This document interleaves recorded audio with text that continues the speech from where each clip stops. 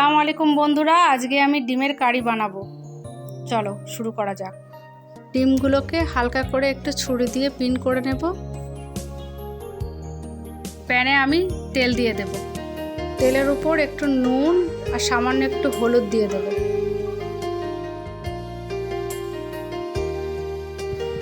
ডিমগুলোকে দিয়ে একটু ভেজে নেব। পেঁয়াজগুলোকে মিক্সিতে দিয়ে পেস্ট বানিয়ে নেব। ডিম ভাজা হয়ে গিয়েছে, তুলে নেব। প্যানে তেল দিয়ে দেব, গোটা গরম মশলা দিয়ে দেব, পেঁয়াজ বাটা দিয়ে দেব, আদা রসুন বাটা দিয়ে দেব, নুন হলুদ লঙ্কা জিরে মরিচটা দিয়ে দিলাম।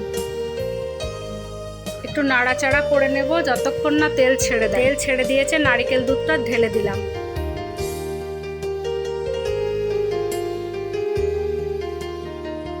এরপর ডিমগুলোকে দিয়ে দিলাম।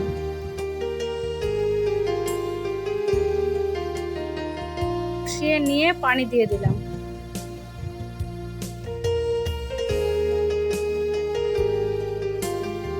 সামান্য একটু গরম মশলা দিয়ে নামিয়ে নেব। রেসিপিটি ভালো লেগে থাকলে লাইক শেয়ার আর একটি কমেন্ট করে জানাবেন কেমন হয়েছে। আল্লাহ হাফেজ।